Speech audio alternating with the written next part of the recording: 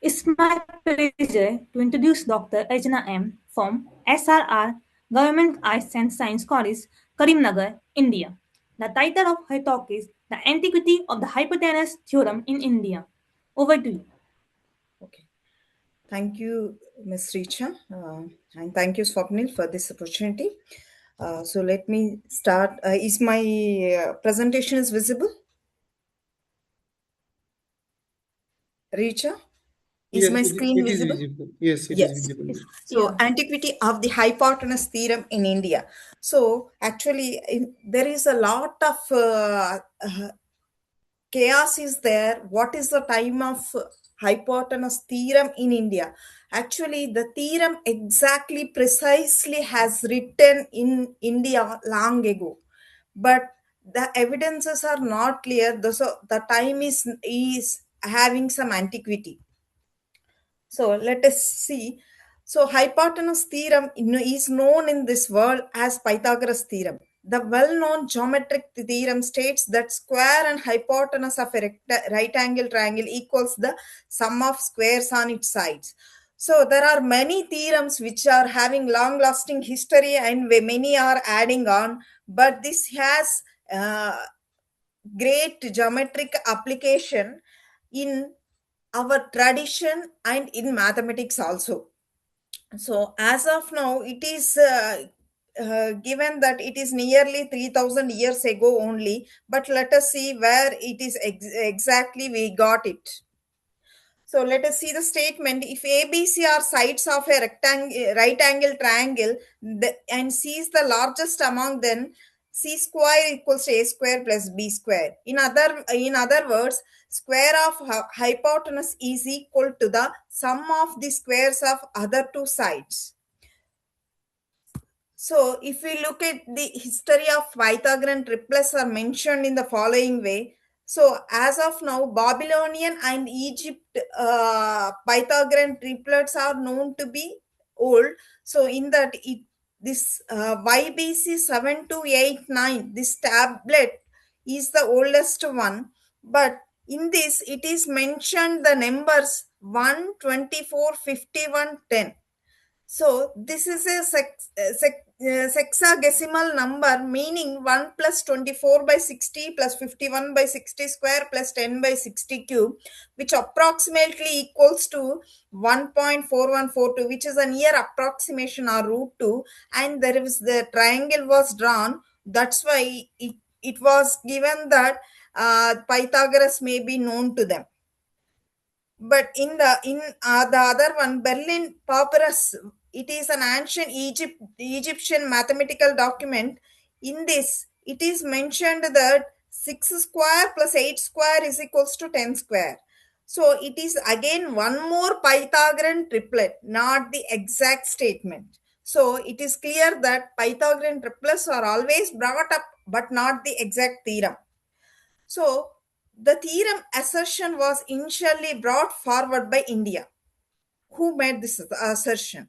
So, it is clear that Baudhayana Sulba Sutra, according to majority of the articles. In what context this theorem was said? It is utilized for the construction of altars. So, how it is mentioned in Sulva Sutra? Sulva Sutra, there is a it is very famous and it is known to many of us. Dirgha Chatrasya Akshayana Racha Parashamane Triyangamani cha Yat Prutagudbhute Kurutha Tat Ubayam Karoti. So this was a verse. This was a hymn mentioned in Sulva Sutra, which gives in a rectangle the square of a diagonal is equal to the sum of the squares of the adjacent sides. So we may ask, here rectangle is mentioned, but not the right angle triangle. But in a rectangle, the square of diagonal is nothing but the square of the hypotenuse, and sum of squares is nothing but the sum of the squares of the adjacent side in a right angle triangle.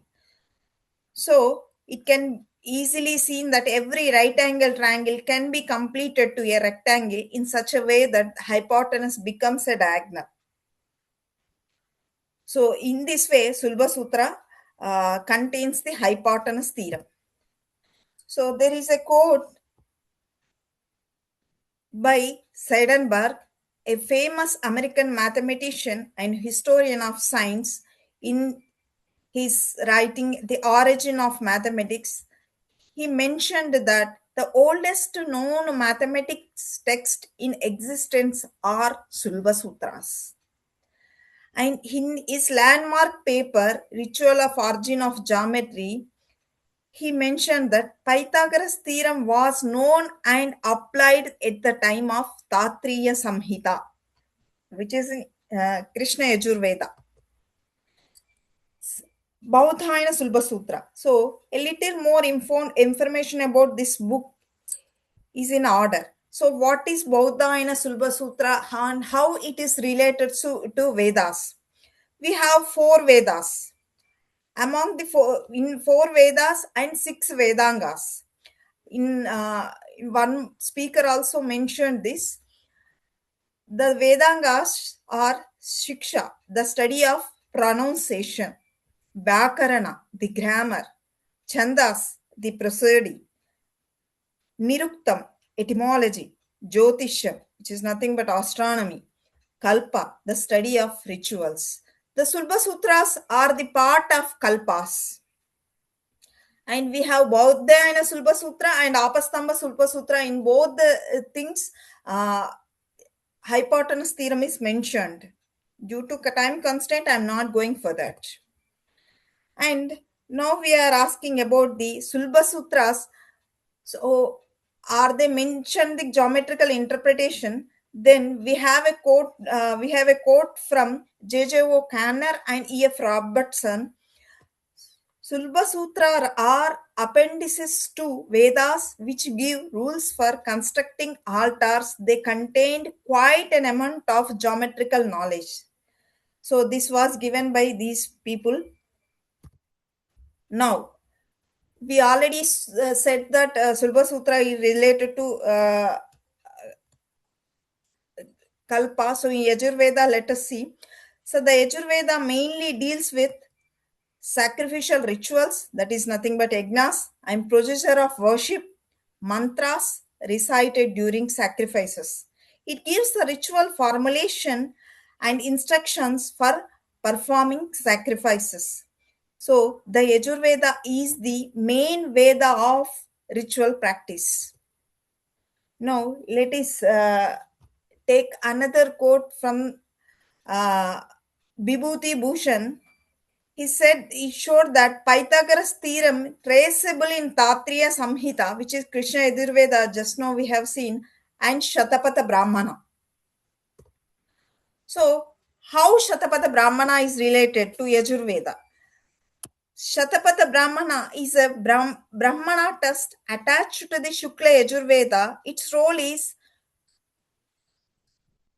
how to perform the rituals which are mentioned in Yajurveda and describing the meaning and the symbolism of the sacrifices, discussion of the construction and significance of the fire altars, because a, they in there are many altars which are discussed in Yajurveda and Rigveda. So in Rigveda, Vedi was mentioned. Vedi is nothing but a altar. Next, Mahavedi was mentioned. Mahavedi means it's a big altar. There are in big altars, there are many types. Falcon type of the altar and other altars are also there. So, Yajurveda gives the ritual mantras and Shatapatha Brahmana explains the rituals in detail. In Sulba Sutras, geometrical manual for Ayurvedic sacrifices. So, Sulba Sutra belongs to Kalpa of the literature. They are providing geometric rules for constructing altars and explaining measurements using ropes and ensuring altars are building according to Ayurvedic ritual requirements. Thus, Ayurveda requires the sacrifice. Shatapada Brahmana explains its ritual meaning. Sulva Sutra provides mathematical construction. So, this is how we can see Ayurveda rituals and sacrifices are yajnas, Shatapada Brahmana explanation of symbolism, Sulba Sutra geometric rules for construction of those altars. In this way, hypotenuse theorem existed at the time of Yajurveda. So let us see once again. Sulba Sutras are giving the geometric rules for constructing altars. Altars are constructed depending upon the hypotenuse theorem. So, how altars are constructed? They are constructed according to Shatapada Brahmana. So, what is mentioned in Shatapada Brahmana? It is mentioned that according to the rituals of Yajurveda, the altars must be constructed according to Yajurveda. Now, let us actually we are giving the age of hypotenuse theorem relating to the age of Saraswati river. So, this mighty Saraswati river has a long lasting history, and Indian government has taken a great step for project on finding Saraswati river. So let us relate Saraswati river and Yajurveda so that we will conclude the age of hypotenuse theorem. So regarding Saraswati theorem, Saraswati river, it is mentioned that Pankanadhya Saraswati mapiyanti sasrotasa Saraswati tu Pankadhya so deshe abhavat sarit. So this says that five equally celebrated rivers merged with the mighty Saraswati, namely Drishajati, Satudri, and Chandrabhaga, Vipasa, and Airavati. And the second part says that Saraswati divided into five parts. This ought to the five distributaries of Saraswati. Through them, the river merges into the Sindhu Sagar, which is nothing but Arabian Sea. So, is the mentioned Saraswati a river? Because here the word Saraswati is mentioned, though it is saying it's a five parts, but never it was not said that it is a river. So now we are concluding that this is a river by looking at the slokas in Rigveda. So Rigveda, it is mentioned that Ekachit Saraswati Nadinam Shuchiryati Giribhya. Saraswati alone flows pure from the mountains to the sea. And it was clearly mentioned in Rigveda that it starts in Himalayas. And next about the five rivers.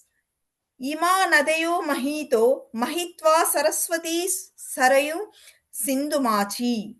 These mighty rivers Saraswati, Sarayu, and Sindhu flow with greatness.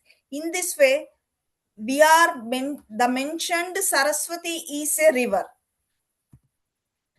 So this is already mentioned. Vedi is in Rigveda, Vedi is an altar, Mahavedi is in Yajurveda, Mahavedi is a big altar, and construction of Vedi and Mahavedi is involved with hypotenuse theorem, and they are used for fire sacrifices. Now let us see connection between Rigveda to Yajurveda. Rigveda is a source of hymns, and Yajurveda is an instruction for using those hymns in sacrifice.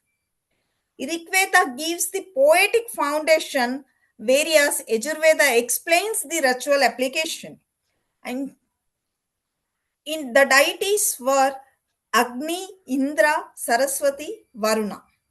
and Rigveda praises them in hymns. Yajurveda invokes them in ritual formulas. So, Rigveda uses hymns, Yajurveda ritual prose, Brahmanas commentary, Sulva Sutras are geometry of altars. Now, as I said, I am connect. I'm not connecting. I can't say that it is connected that Saraswati River and hypotenuse theorem are both attached in a way that, see, at the time of Rig Veda and Yajurveda, the river Saraswati was existed, and Yajurveda and in Rig Veda, uh, for the rituals, altars are made, altars are constructed. How altars are constructed? The rules which are mentioned in Shatapatha Brahmana, which are clearly written in Sulva Sutra. So it is a tradition. So later on they have written, but it is a ritual already known to the Indians. So they are building fire altars and where they are doing the rituals. So when Saraswati existed, that time altars were constructed using hypotenuse theorem. So that means there is a connection between this hypotenuse theorem and Saraswati river. But I'm not saying that age of Saraswati is equals to age of hypotenuse theorem. Just I'm asking when's the Saraswati river disappeared? Because hypotenuse theorem existed at the time of Saraswati. So the age must be more than the time the Saraswati river disappeared. So there is a report by Regional Remote Sensing Center RRSCW, Department of Space, Government of India. The project titled River Saraswati, an integrated study based on remote sensing and GIS techniques with ground information. The technical report mentioned that using archaeological evidence and sediment dating, groundwater dating, and river system analysis. This is the report totally contains 76 pages. So, combining all these, researchers inferred that Saraswati River network may have existed for nearly 28,000 years. From the dating evidence, they further concluded that the river eventually dried up and became a dry channel around 3792 years BP. So here BP means before present. So 1950 is the present time. So before 1950, we have to go back 3792 years. So it is around 5600. In with this, we are concluding that hypotenuse theorem is much older and it is existed more than 5000 years ago. Thank you so much. Due to lack of time, just I rushed up.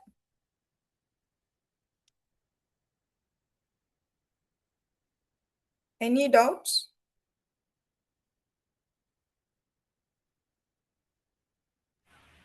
Thank you for the nice talk. Let me stop the recording.